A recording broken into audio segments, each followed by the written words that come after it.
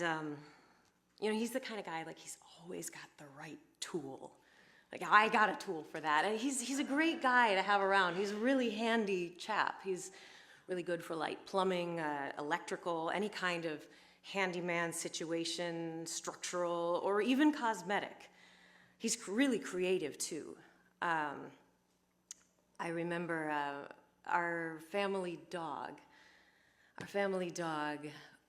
slept in the laundry room. It was the mud room. You know, the dog slept there, like, under the countertop, across from the dryer, next to the boots in this dark old room. And my dad, in order to give the dog more privacy and a more beautiful sense of home, my dad created this gorgeous, like, sculpted, carved wooden, like, privacy screen, this, like, gorgeous doggy gazebo of just, like, extravagance and craftsmanship.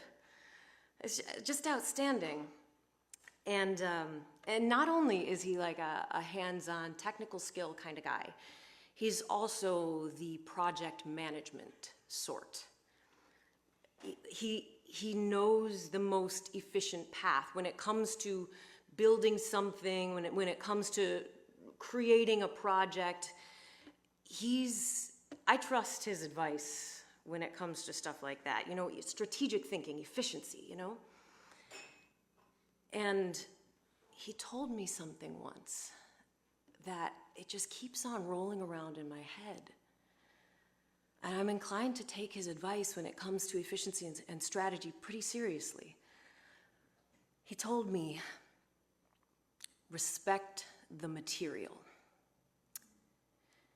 And that means that whatever it is, whatever your project is, whatever it is that you have in mind to be working on, you better understand the properties of the materials that you're dealing with in the interest of efficiency.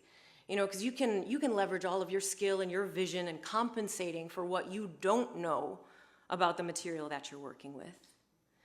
But it would be a whole lot more strategic and efficient if you understood the melting point of tin, if you're working with that, you know, or the different kinds of woods that you're working with and how they splinter under different kinds of pressure. Respect the material is an efficient strategy. And now I'm not an engineer. I don't work with tin. But I am a doctor of occupational therapy. I'm a singer also.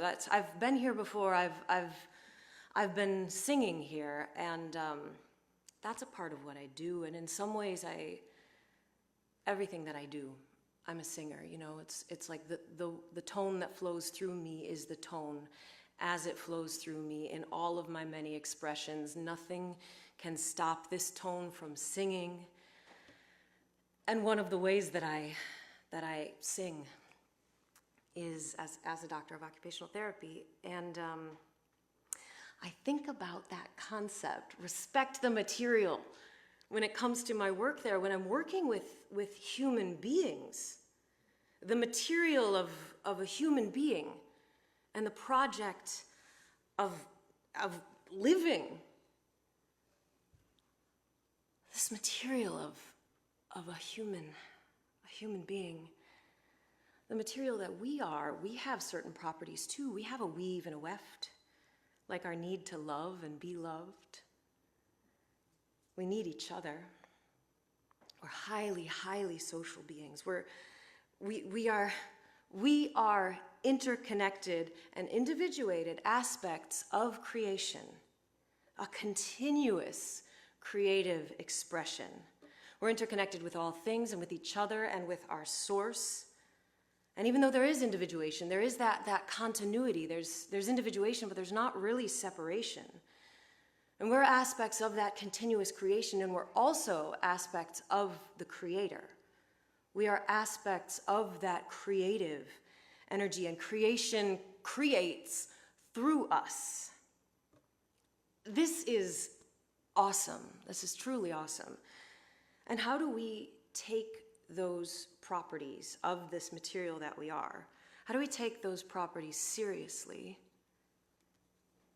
towards the project of co-creating our reality in peace, in unity, and in bliss? Well, I've been thinking about it. I've been conceptualizing like all these different points that I want to make, and I was like, Delith, I'm gonna have some visual aids. I need some I need a laser pointer, and they're gonna need to take notes. All of this, like, but just like talking you through my whole analysis of what it means to be a human being, and that's great, and maybe that's the place that I'm most comfortable speaking from. But that's not actually what I'm here to share. So I ditched all of it entirely. No more visual aids.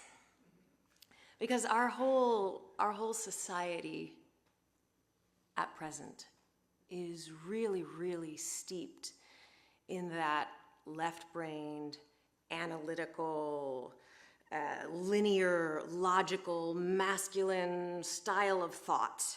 And we've built structures out of it. We built systems out of this left brain fabric, but that's not the whole of who we are. That's only taking into account a part of the material that we are. We got a whole other side to the brain. Humans have this whole other aspect of them. In theory we do. We are steeped in the soup that we're steeped in, and we perceive in its likeness. We perceive things in that logical, analytical way. But I think, in the interest of an efficient strategy, I think it would be wise to endeavor to get clarity about that other side of our material. And it's tough to consider that other aspect of our material for a few reasons. Because we are so steeped in it. It's hard to look outside of the soup that you're sitting in. It literally is coloring everything that we see, and we internalize that. We're drinking that soup, and we're feeding that soup to others without really realizing it. And moreover, language itself is linear in that beginning, middle, and end way. It's like language itself is that encapsulation that require, like literally the language faculty in our brain is in the left side of our brain. That's where it is. So when we endeavor to talk about this other aspect of the material that we are, in the process of speaking about it, we kind of lose it. It's tough.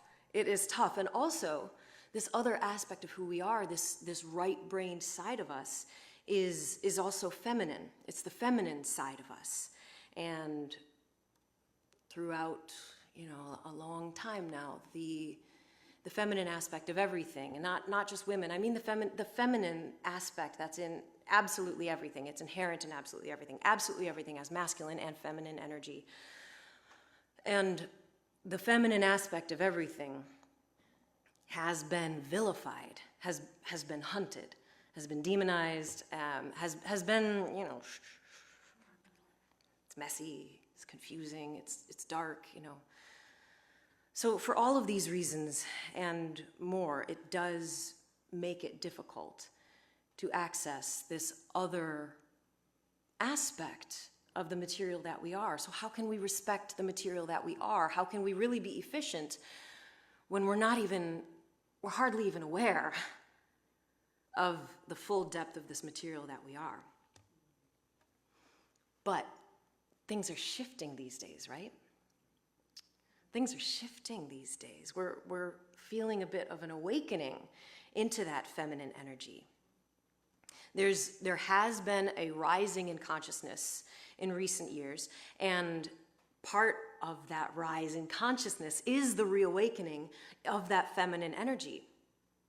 And it's because of that rising in consciousness, because of that rising in the feminine energy, that I'm even able to get beyond all of my diagrams and analyses, and even begin to fathom that this is something that I feel like we should kind of be scratching into it. There's just like, it's kind of itchy there. We need to be investigating that because we are co-creators of our reality.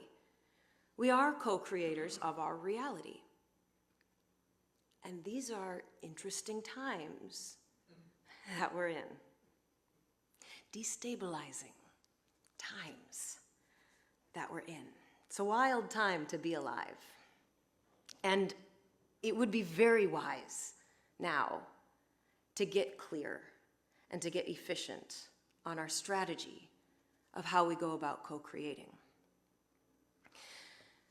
So in the interest of strategy and efficiency, respecting the material means opening our minds to the possibility that the process itself might be radically different than what we've even been able to fathom.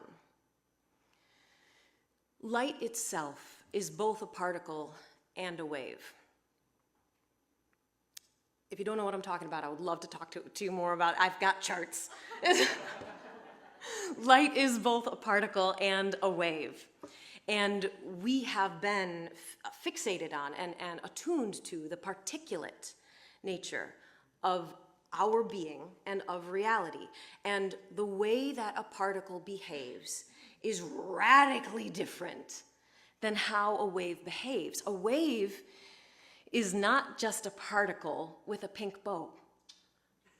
It's not the same. It's not the same. Wave nature is radically different. So I'm here today to share wave technology for responsible co-creatorship. And I'm here in vulnerability because I don't exactly know what that is, but I think it's worth investigating together. So let me ask you this, like how many of y'all, like by a show of hands, how many of you all think that we are all one? Raise your hand if you think that we're all one. Awesome, me too, okay. And raise your hand if you think that the universe is an abundant place. Wonderful. And raise your hand if you think that the universe is a benevolent place. Me too. Keep it on up there if you think that we are intimately connected with our source. Yeah, I think so too. Now here's the devastating news. I don't think, I suspect that thinking those things isn't really what matters. Hear me out. Yeah, we co-create our reality based on our beliefs, right? Based on our beliefs. It's the energy that we are, that we emit, that creates the reality. But here's the kicker. Deciding that we think something and intellectually concurring with something, with a concept, that's a left-brained activity. And we definitely need both in order to create. You know, as far as we know, it takes two to tango. As far as we know, it requires both the masculine and the feminine to create. And there's a mantra here that feels really relevant. Adi Shakti, Adi Shakti, Adi Shakti, Namo Namo. Sarabha Shakti, Sarabha Shakti, Sarabha Shakti, Namo Namo. Pritam Bhagavati, Pritam Bhagavati, Pritam Bhagavati, Namo Namo. Kundalini Mata Shakti, Mata Shakti, Namo Namo. And those words, particularly Pritam Bhagavati, this means God creates through the feminine. Birth happens through the feminine. It requires both aspects, but creation happens through the feminine. And we're here to respect the material.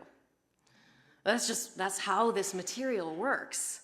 So I suspect that it might be our best strategy, not just to intellectually concur with these things that we agree with, but that to somehow we need the feminine technology of feeling it, of being it, in order to create our world.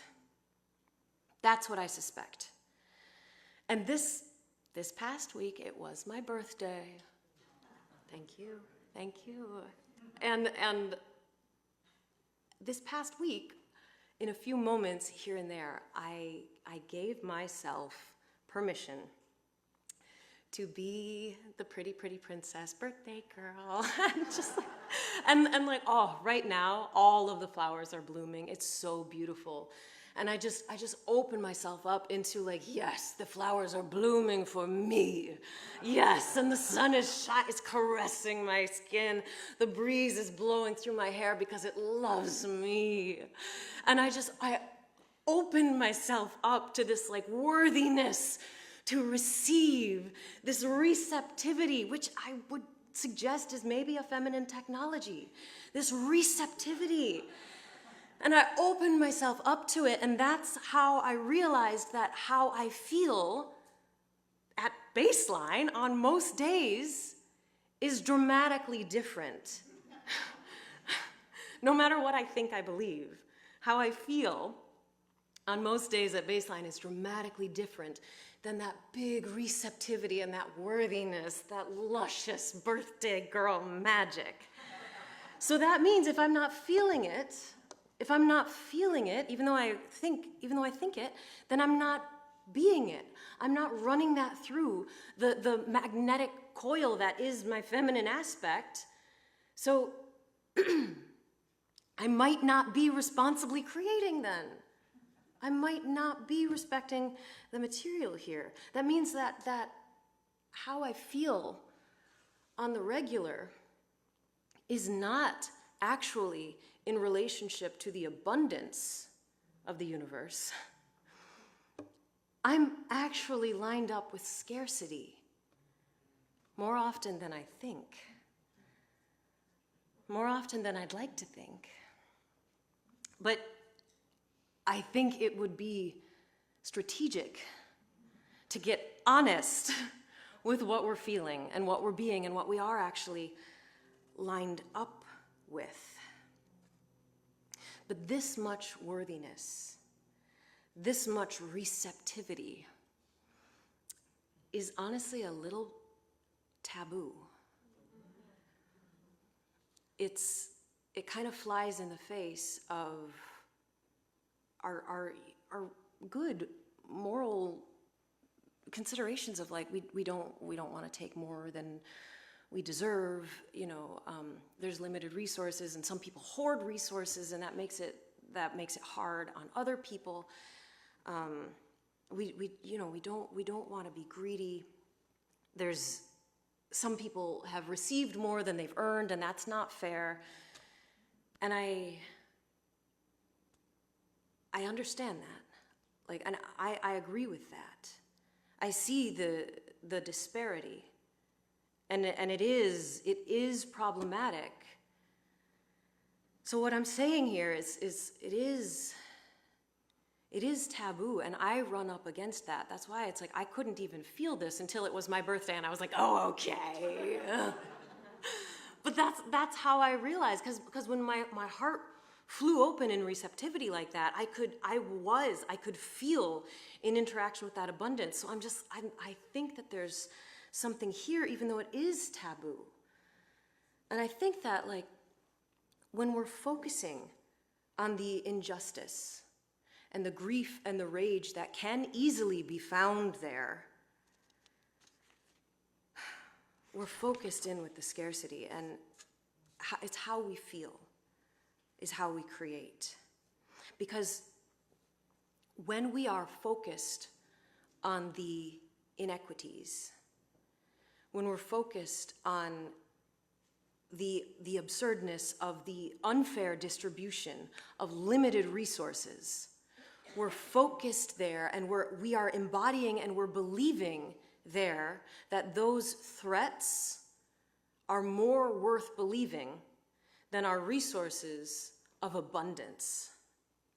When we believe that the threats are more powerful than our resources, That is textbook trauma. When the threats outweigh the resources, that is textbook trauma. I am living in a traumatized state way more than I knew. And this is not a condemnation of our traumatized state. Like, I'm not saying that we're doing it wrong. It's like we're traumatized. We are in the situation that we find ourselves in. We are traumatized, and we're trying to survive, and that's appropriate and that's necessary. And I think it's right and good to have compassion for our traumatized selves. But to the extent that we think that it's a wise strategy to focus our awareness on the injustice and the greed, because if we don't watch it in ourselves and in others, then it'll run amok unchecked. That strategy is what I'm calling into question. Because the opposite of trauma is creativity and play. And all of these things in the world that we're understandably upset about, these inhumane prisons of oppression, it's just the way that the energy flows. It wants to continue itself, like that energy finds a way to reinforce itself and perpetuate itself using any tool that it could find.